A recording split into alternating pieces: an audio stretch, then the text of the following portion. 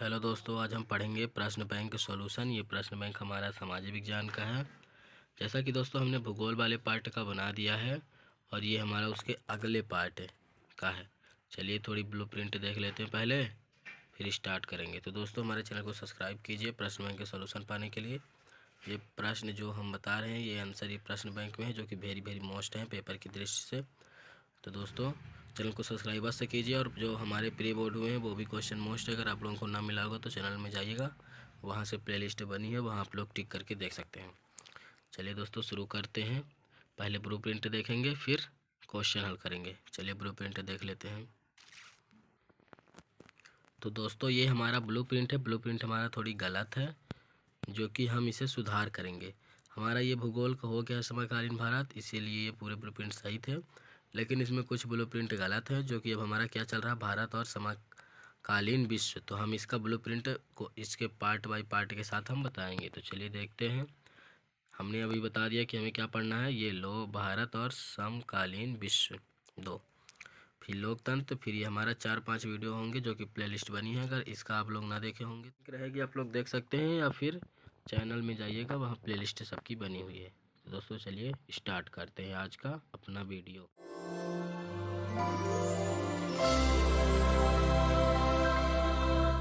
अभी हमने ब्लूप्रिंट देखा और हम भारत और समकालीन विश्व इतिहास 2 पढ़ रहे हैं। इसमें से 1+1 मतलब 2 क्वेश्चन आएंगे 1-1 अंक के। तो चलिए स्टार्ट करते हैं। तो दोस्तों इस तरह के वीडियो पाने के लिए चैनल को सब्सक्राइब से कीजिए। हम बोर्ड की तैयारी भी कराएंगे अभी, और ये प्रश्न मोस्ट हैं, ये प्रश्न बैंक का सॉल्यूशन है, तो बस देखिएगा। चलिए स्टार्ट करते हैं। पहला क्या है, सही विकल्प चुनकर लिखिए। फ्रेडरिक सरयू कहाँ के कलाकार थे? फ्रेडरिक सरयू कहाँ के कलाकार थे? तो कहाँ के थे? फ्रांस के। फ्रेडरिक सरयू कहाँ के कलाकार थे? फ्रांस के। ठीक, दूसरा देखते हैं। दूसरा, विश्व कोश नामक ग्रंथ की रचना किसने की थी? विश्व कोश नामक ग्रंथ की रचना किसने की थी? तो दीदरों। कौन से? दीदरों। ठीक दोस्तों, तीसरा क्या है, जर्मनी में एकीकरण की आधारशिला किसने रखी? जर्मनी में एकीकरण की आधारशिला किसने रखी? तो कौन से? Napoleon Bonaparte. जर्मनी के एकीकरण की आधारशिला किसने रखी? तो नेपोलियन बोनापार्ट। तो दोस्तों ये मोस्ट है, हमें इतने ही पढ़ना है। 1-1 नंबर 2 नंबर में हमें मतलब 2 नंबर अंक 2 अंक मिल जाएंगे। 1-1 अंक के आने हैं, तो हमें सिर्फ इतने ही क्वेश्चन पढ़ने हैं बस। तो चलिए देखते हैं। तो दोस्तों बस ध्यान से पढ़िए। चौथा है, राष्ट्रवाद को चित्रों के माध्यम से दर्शाने वाला फ्रांसीसी कलाकार है? क्या राष्ट्रवाद को चित्रों के माध्यम से दर्शाने वाला फ्रांसीसी कलाकार है? तो कौन है? फ्रेडरिक सरयू राष्ट्रवाद को चित्रों के माध्यम से दर्शाने वाला फ्रांसीसी कलाकार है फ्रेडरिक सरयू। ठीक दोस्तों, पश्चिमा फ्रांस में किसकी छवि सिक्कों और डाक टिकटों पर अंकित की गई है? तो किसकी है? मारियान की। ठीक दोस्तों, पाँचवा है, फ्रांस में किसकी छवि सिक्कों और डाक टिकटों पर अंकित की गई है? तो किसकी है? मारियान की। छठवां, आंखों पर पट्टी बांधे हुए और तराजू लिए हुए महिला किस बात का प्रतीक है? न्याय का। आंखों पर पट्टी बांधे हुए और तराजू लिए हुए महिला किस बात का प्रतीक है? तो न्याय का है। ठीक दोस्तों, न्याय का प्रतीक है। अब रिक्त स्थान देखते हैं। रिक्त स्थान हमारा पहला क्या है कि फ्रांसीसी कलाकार फ्रेडरिक सरयू ने बिंदी बिंदी चित्रों की श्रृंखला बनाई। तो कितने की बनाई? तो दोस्तों कितने की बनाई? 4 श्रृंखला बनाई है। तो दोस्तों इसका है 4। ठीक, राष्ट्रवाद की पहली अभिव्यक्ति सन बिंदी बिंदी में फ्रांसीसी क्रांति के साथ हुई। तो 1789 में राष्ट्रवाद की पहली अभिव्यक्ति सन बिंदी बिंदी में फ्रांसीसी क्रांति के साथ हुई। तो 1789 में। ठीक दोस्तों, तीसरा है, 1804 की नागरिक संहिता जिसे आमतौर पर बिंदी बिंदी संहिता के नाम से जाना जाता है। तो नेपोलियन। ठीक दोस्तों, 1804 की नागरिक संहिता जिसे आमतौर पर बिंदी बिंदी सत्ता के नाम से जाना जाता है? तो नेपोलियन। चलिए दोस्तों आगे देखते हैं। आगे हमारा इधर है, इधर हमारा चौथा क्वेश्चन क्या है? चौथा क्वेश्चन है कि गलीसिया में कुलीन वर्ग बिंदी बिंदी भाषा बोलता था। क्या है? गलीसिया में कुलीन वर्ग बिंदी बिंदी भाषा बोलता था, तो कौन सा पॉलिसी बोलता था? ठीक दोस्तों। पचमा, 1871 के बाद यूरोप में गंभीर राष्ट्रवादी तनाव का स्रोत बिंदी बिंदी क्षेत्र था, तो क्या था? बाल्कन। 1871 के बाद यूरोप में गंभीर राष्ट्रवादी तनाव का स्रोत बिंदी बिंदी क्षेत्र था, तो क्या था? बाल्कन। ठीक दोस्तों, ये जितने ऑब्जेक्टिव बता रही है मोस्ट है, क्योंकि ये प्रश्न बैंक में दिए हैं, इसीलिए वेरी वेरी मोस्ट है। हमें इतने ऑब्जेक्टिव ही तैयार करना है, जैसा कि इसमें हमने बताया कि एक एक नंबर के 2 क्वेश्चन आएंगे एक एक नंबर के। ठीक दोस्तों, तो सही जोड़ी देखते हैं। सही जोड़ी पहला क्या है? नेपोलियन की पराजय, तो इसका होगा ग नंबर। 1815 वाटरलू में, ये जैसा कि यहाँ पास बताया, पहले का गा होगा। नेपोलियन की पराजय 1815 वाटरलू में। दूसरा, वियना संधि का सदस्य नहीं, तो कौन सा नहीं है? अमेरिका। वियना संधि का सदस्य नहीं, तो कौन है? अमेरिका। ठीक दोस्तों। तीसरा, जूसेपे गैरिबल्डी, तो कौन है? नाविक। ठीक दोस्तों। तीसरे का चित्ररक्त और लौह की नीति, बिस्मार्क। रक्त और लौह की नीति, बिस्मार्क। ठीक दोस्तों। ये पचमा है, मरियान की प्रतिमाएं, तो कौन सा होगा? राष्ट्रीय प्रतीक।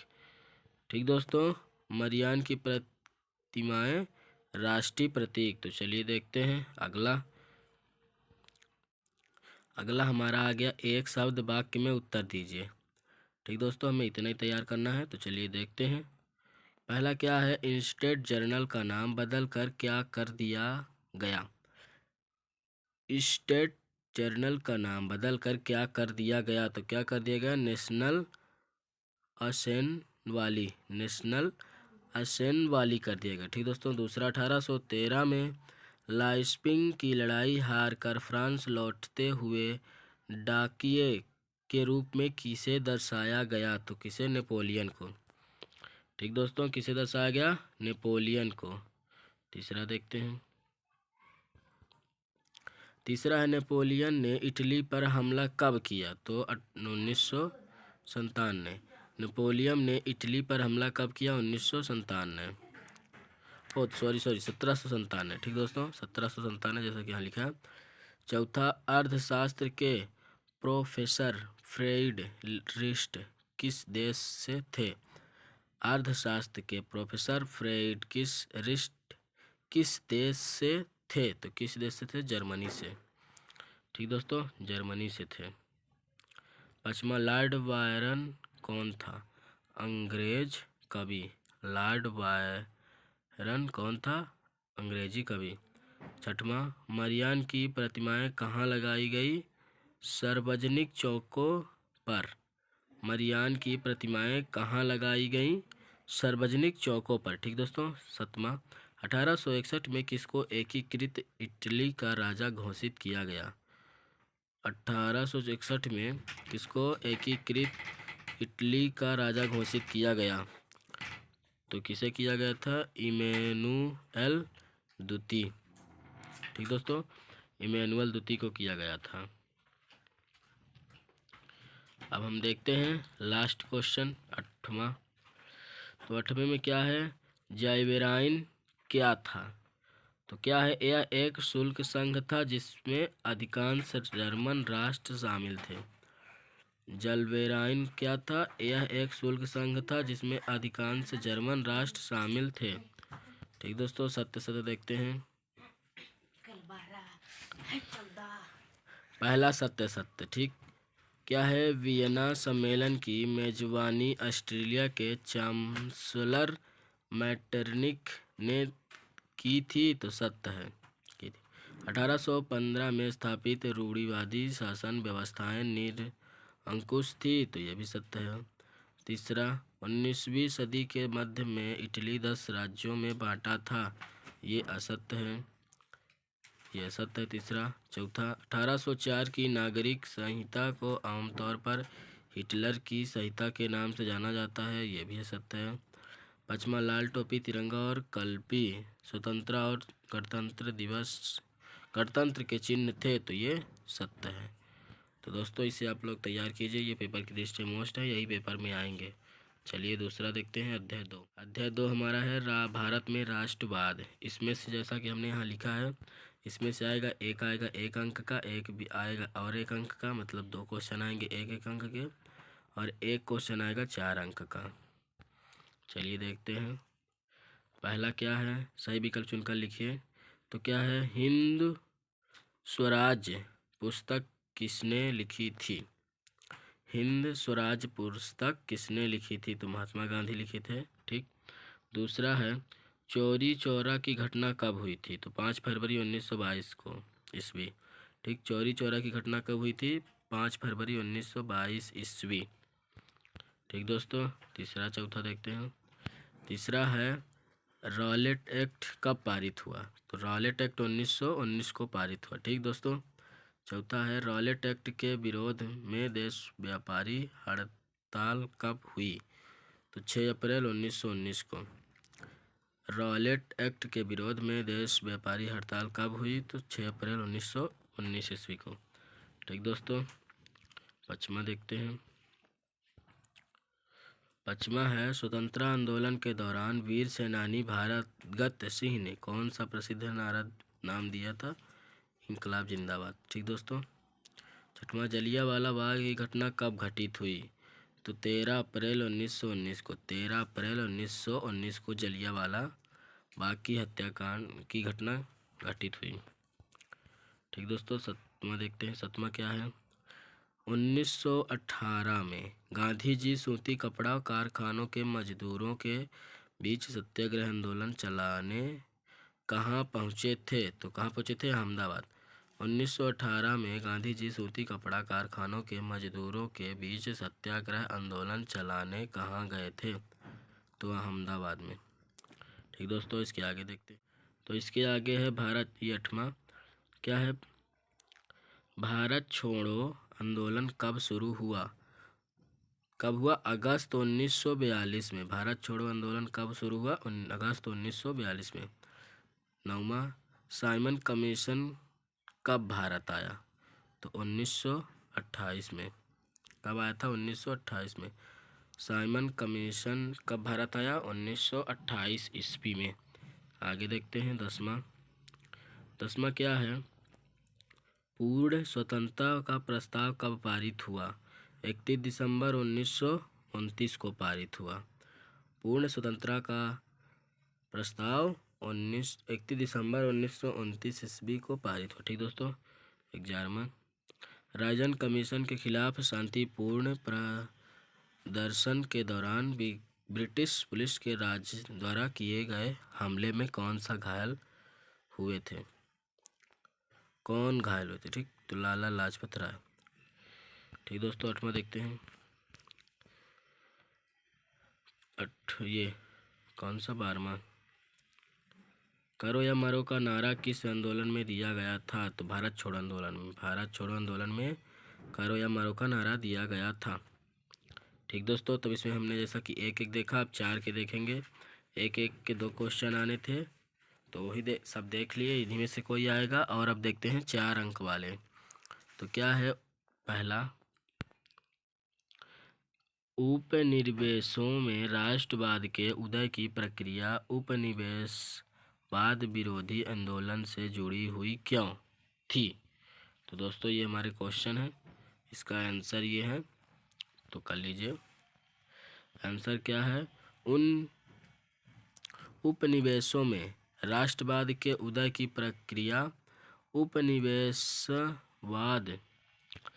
विरोधी आंदोलन से जुड़ी हुई थी, क्योंकि औपनिवेशिक शासकों के विरुद्ध संघर्ष के दौरान लोग आपसी एकता को पहचानने लगे थे। उसका समान रूप से उत्पीड़न और दमन हुआ था। इस साझा अनुभव के उन्हें एकता के सूत्र में बांधा दिया था। वे यह जान गए थे कि विदेश शासकों को एकजुट होकर ही हर निकाला जा सकता है। उनकी इस उपनिवेशवाद विरोधी भावना ने भी राष्ट्रवाद के उदय में सहायता पहुंचाई। ठीक दोस्तों, पढ़ने से वीडियो लंबा होगा इसलिए हम नहीं पढ़ेंगे, आप लोग क्वेश्चन किए और आंसर। तो क्वेश्चन बस पढ़ लेते हैं। कौन सा है क्वेश्चन? दूसरा है, पहले विश्व युद्ध ने भारत में राष्ट्रीय आंदोलन के विकास में किस प्रकार योगदान दिया? तो क्या है, पहले विश्व युद्ध का भारत में राष्ट्रवाद आंदोलन विकास निम्न योगदान रहा। तो चलिए देखते हैं योगदान। पहला योगदान ये है, भारतीयों में आत्मविश्वास की भावना जागृत हुई। ठीक दोस्तों, इसे में पूरा लिखना है जैसा इसमें लिखा है। दूसरा है आर्थिक कारण। तीसरा है युद्धकालीन परिस्थितियाँ। चौथा युद्ध की संधियाँ। तो दोस्तों हमें चारों लिख देना है, तभी हमें 4 नंबर दिया जाएगा। ये थे क्वेश्चन दूसरा, ये फिर इसका आंसर। फिर तीसरा देखते हैं। तीसरा, भारत के लोग रॉल्ट एक्ट के विरोध में क्यों थे? तो दोस्तों ये आंसर है, आप लोग देखिएगा। ठीक, चलते हैं चौथा क्वेश्चन में। चौथा है, गांधी जी ने असहयोग आंदोलन को वापस लाने का फैसला क्यों लिया? तो ये चौरी चौरी नामक स्थान पर 5 फरवरी 1922 की घटना थे। तो दोस्तों आप लोग लिख सकते हैं। तो चलिए देखते हैं। ये है फिर पचमा क्या है? सत्याग्रह के विचार का क्या मतलब है? या इसका क्वेश्चन ये भी बन सकता है, गांधी जी के अनुसार सत्याग्रह के विचार की व्याख्या कीजिए। जैसा कि ये प्री बोर्ड जो हमारा पेपर हुआ है उसमें आया था। अगर आप लोग प्री बोर्ड पेपर देखना चाहते हैं तो चैनल में जाइएगा, वहाँ प्लेलिस्ट देख सकते हैं। ठीक दोस्तों, ये सत्याग्रह आंदोलन का एक नया तरीका था। यह दमनकारियों के विरुद्ध जन आंदोलन का एक अहिंसावादी तरीका था। तो दोस्तों आप लोग ये 4 पॉइंट है, लिखिएगा और हमें पूरे लिखने भी है, तभी हमें 4 नंबर दिया जाएगा। आगे देखते हैं। छठवां क्या है? निम्नलिखित पर अखबार के लिए रिपोर्ट लिखें। जलियांवाला बाग हत्याकांड और साइमन, इनका दोनों हमें थोड़ी थोड़ी ये लिखना है, तभी मिलेगा। 2-2 नंबर के रहेंगे। तो एक है ये जलियांवाला बाग हत्याकांड जो कि इतना लिखा है, तभी 2 नंबर देंगे। और फिर ये इसके साइमन कमीशन, इसमें भी पूरा लिख देंगे, तभी 2 नंबर हमें देगा। चलिए आगे देखते हैं। ये पार्ट जो है तो ये ऊपर वाले का ही है, छठा क्वेश्चन का। तो चलिए 7वां देखते हैं। 7वां क्या है? इस अध्याय भारत में राष्ट्रवाद में दी गई भारत माता की छवि और अध्याय 1 यूरोप में राष्ट्रवाद का उदय में दी गई जर्मेनियम की छवि की तुलना कीजिए। जैसा कि दोस्तों ये तुलना किया है, भारत माता की छवि और जर्मेनियन की छवि, इस तरह क्वेश्चन आ जाएगा तुलना करने की, या फिर अंतर पूछ देगा तो हमें इसी तरह लिख देना है। ये 3 हुए और ये चौथा, चारों लिखना है, तभी 4 नंबर देंगे। तो देखते क्वेश्चन 8वां। क्वेश्चन 8वां क्या है? 1921 में असहयोग आंदोलन में शामिल होने वाले सभी सामाजिक समूहों की सूची बनाएं। इसके बाद उनमें से किन्हीं 3 को चुनकर उनकी आशाओं और संघर्षों के बारे में लिखते हुए यह दर्शाएं कि आंदोलन में शामिल क्यों हुए। ठीक दोस्तों, हमें सबसे पहले पूरा क्या बोला है? शामिल होने वाले सामाजिक की सूची बनाई। जैसे कि हमें सूची बनाएंगे तो 1 नंबर देगा, और फिर 3 नंबर का विस्तार करने का बोला। 3 बोला है मतलब 3 नंबर के होंगे। तो ठीक दोस्तों, ये है 1921 में ये सहयोग आंदोलन सामाजिक भाग लिया था, जिसमें मुख्य निम्न लिखित हैं। तो पहला क्या है? शहरी मध्य वर्ग का समूह। दूसरा है ग्रामीण क्षेत्रों के किसानों का समूह। तीसरा है जंगली क्षेत्रों के आदिवासी समूह। चौथा है अवध के किसान। और 5वां है मुस्लिम खिलाफ कमेटी में कार्यकर्ता।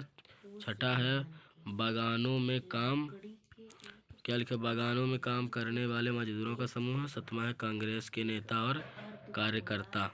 ठीक, ये हमें 1 नंबर देगा। फिर ये बोला है उपरोक्त में से किसी 3, तो जैसे कि इसने 3 का वर्ण किया है, तो आप लोग देखिए फिर इन्हीं का वर्ण कीजिए ताकि हमें 4 नंबर पूरा मिल जाए।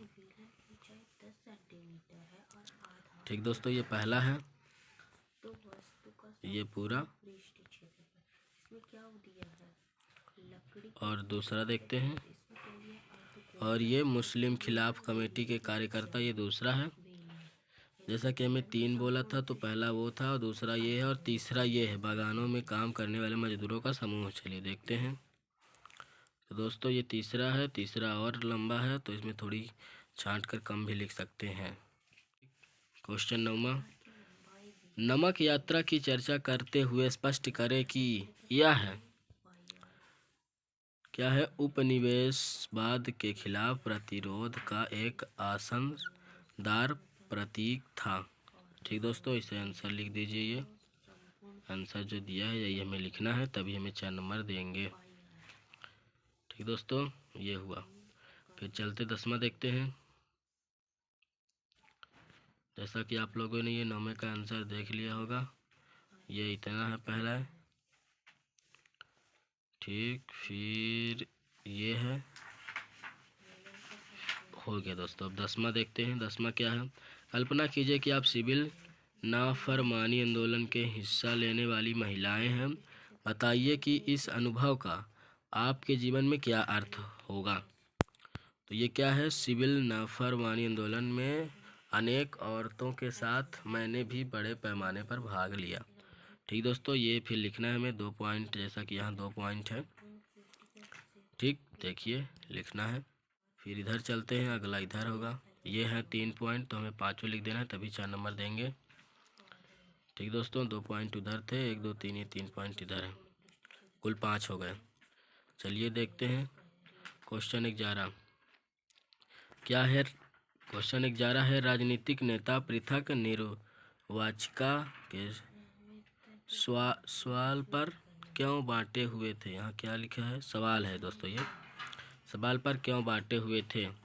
तो आप लोग इस तरह देख सकते हैं आंसर, ये है क्वेश्चन, ये इसका आंसर। तो दोस्तों इसका क्वेश्चन इतना, फिर ये इतना आंसर, फिर इतना आंसर। ठीक दोस्तों, चलिए अध्याय 3 देखते हैं। अध्याय 3 में ओनली 1 अंक का आएगा, वो भी ओनली 1 अंक का 1। तो अध्याय देखते हैं। क्या है, भूमंडलीकृत विश्व का बनना। ठीक दोस्तों, अध्याय 3, भूमंडलीकृत विश्व का बनना। चलिए दोस्तों इसका देखते हैं, इसमें से ओनली 1 नंबर का 1 आएगा। तो चलिए देखते हैं। क्या है, निम्नलिखित प्रश्नों के उत्तर एक शब्द या वाक्य में दीजिए। जैसा कि लिखा है, निम्नलिखित प्रश्नों के उत्तर एक शब्द या वाक्य में दीजिए। चलिए हम देखते हैं। ऑब्जेक्टिव पढ़ेंगे, फिर इसका अदर क्वेश्चन ना पढ़ेंगे, नहीं तो वीडियो लंबा हो जाएगा। और दोस्तों चैनल को सब्सक्राइब अवश्य कीजिए। सामाजिक विज्ञान और विज्ञान का पूरा सॉल्यूशन पाने के लिए, और अदर सब्जेक्ट जैसे अभी हिंदी का पेपर होगा 18 से, तो हम 14 से हिंदी बिल्कुल तैयार कराएंगे 18 तक, मतलब 17 तक, 18 का पेपर होगा ना, इसीलिए हम शुरू 14 से स्टार्ट कर देंगे। फिर उसके बाद गणित और सामाजिक विज्ञान, विज्ञान का डाल ही दिए हैं, अब बचेगा इंग्लिश और वो संस्कृत, तो उसका भी पेपर के पहले हम तैयारी कराएंगे। तो दोस्तों चैनल को सब्सक्राइब अवश्य कीजिए। चलिए स्टार्ट करते हैं अगला, इसी के क्वेश्चन। मतलब क्वेश्चन क्या है, भूमंडलीकरण की शुरुआत किस दशक में हुई। 1990 के दशक में हुई। क्या है, भूमंडलीकरण की शुरुआत किस दशक में हुई। 1990 के दशक में। ठीक, दूसरा है, क्या है, गिरमिटिया किसे कहा जाता है। गिरमिटिया किसे कहा जाता है, अनुबंधित मजदूरों को। किसको, अनुबंधित मजदूरों को। तीसरा है, द्वितीय महायुद्ध के बाद यूरोप में कौन सी संस्था का उदय आर्थिक दुष्प्रभाव को समाप्त करने के लिए हुआ। तो यूरोपीय संघ। आगे चलते हैं दोस्तों, आगे हमारा चौथा है, प्राचीन काल में किस स्थल मार्ग में से एशिया और यूरोप का व्यापार होता था। तो रेशम मार्ग से होता था। 5वां है, बाजार का विश्वव्यापी स्वरूप किस क्रांति के बाद हुआ। औद्योगिक क्रांति के बाद होगा। बाजार का क्या है, बाजार का स्वरूप किस क्रांति के बाद हुआ। तो औद्योगिक क्रांति। 6वां है, ब्रेटन वुड्स सम्मेलन किस वर्ष हुआ। 1944 को। ब्रेटन वुड्स सम्मेलन किस वर्ष हुआ। 1944 को। चलिए दोस्तों आगे देखते हैं। ये हमारा 7वां है। तो दोस्तों ये हमारा 7वां है। तो 7वां में क्या लिखा है, विश्व बाजार के स्वरूप का आधार क्या था। विश्व बाजार के स्वरूप का आधार क्या था। तो वस्त्र बाजार। ठीक, विश्व बाजार के स्वरूप का आधार क्या था? तो वस्त्र बाजार। तो दोस्तों 8वां क्या है? पहले विश्व बाजार के रूप में कौन सा शहर उभर कर आया था? पहले विश्व बाजार के रूप में कौन सा शहर उभर कर आया था?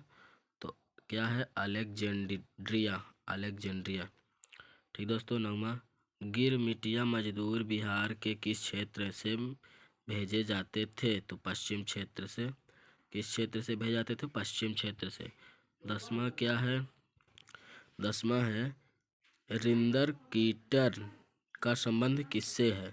तो किससे है? मवेशियों से, अर्थात पशुओं से। क्या है? रिंदर कीटर का संबंध किससे है? मवेशियों से, पशुओं से। ठीक दोस्तों, आगे देखते हैं। आगे हमारा क्वेश्चन 11 12 देखना है। चलिए ये 11 क्वेश्चन देखते हैं। IFM क्या? IFM का पूरा नाम क्या है? तो अंतर्राष्ट्रीय मुद्रा कोष। अंतर्राष्ट्रीय मुद्रा कोष IFS का पूरा नाम है। ठीक दोस्तों 12 क्वेश्चन देखते हैं। 12 क्वेश्चन है, नहर कॉलोनियाँ क्या थी?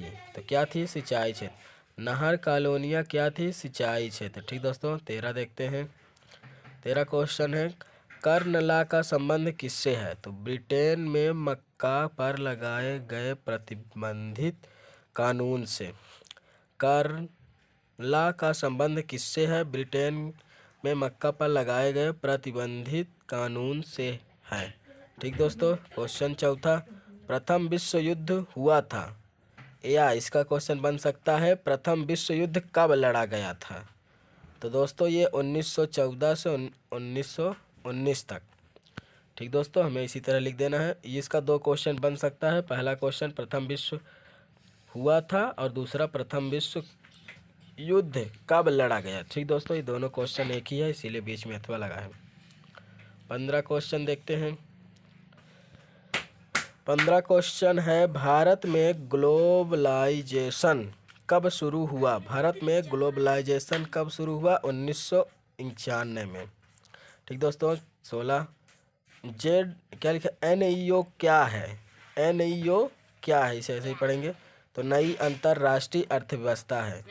ठीक दोस्तों NEO क्या है? नई अंतर्राष्ट्रीय अर्थव्यवस्था है। इसे ध्यान से पढ़िए, ये मोस्ट है, यही आएंगे पेपर में। चलिए देखते हैं 17 क्या है? सिंधु घाटी सभ्यता के दौरान कौड़ियों का क्या उपयोग था?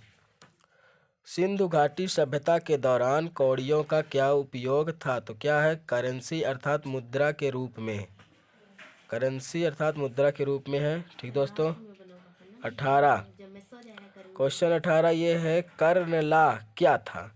ठीक दोस्तों ये 1 नंबर में आ सकता है। कर्नला क्या है? ये अगर पूछ देगा तो लिख देंगे, ब्रिटेन सरकार ने बड़े भूस्वामियों के दबाव में मक्का के आयात पर पाबंदी लगा दी थी। जिन कानूनों के सहारे सरकार यह पाबंदी लागू की थी उन्हें कर्नला कहा जाता है। ठीक दोस्तों आप लोग देख सकते हैं, याद कीजिए। आगे देखते हैं क्वेश्चन 19 है। क्वेश्चन 19 क्या है? कर्नला का संबंध किस देश से है? तो ब्रिटेन से। कर्नला का संबंध किस देश से है? ब्रिटेन से है। 20 क्या है? अंतर्राष्ट्रीय मुद्रा कोष की स्थापना कब हुई? तो औपचारिक रूप से 1945 में इसका गठन हुआ। अंतर्राष्ट्रीय मुद्रा कोष की स्थापना कब हुई? 1945 में हुई। ठीक दोस्तों 21 देखते हैं, नूडल्स किस राष्ट्र में पश्चिमी देशों में पहुंचे थे? नूडल्स किस राष्ट्र से पश्चिमी देश में पहुंचे थे? तो कहाँ थे पहुंचे थे? चीन में। ठीक दोस्तों क्वेश्चन 22 देखते हैं।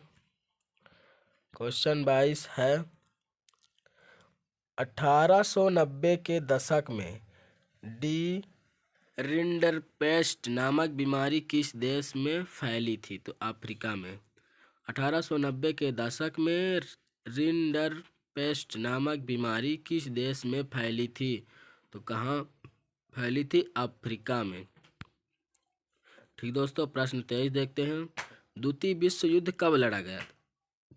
1929 से 1945 तक। ठीक दोस्तों जैसा कि हमने पहला देख लिया है, ये द्वितीय विश्व युद्ध कब लड़ा गया था?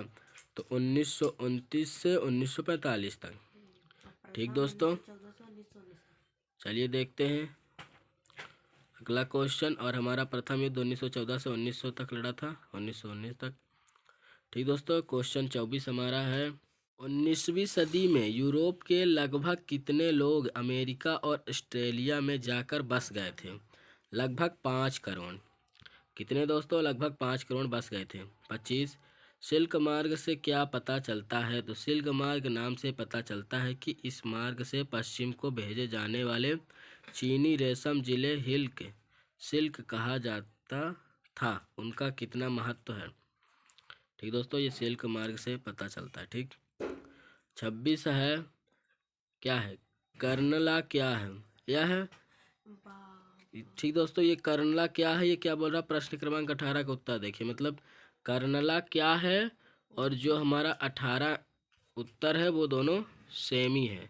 कर्नला क्या था, ये क्वेश्चन 18 और ये क्वेश्चन 26 सेम ही है। ठीक दोस्तों, चलिए 20 देखते हैं।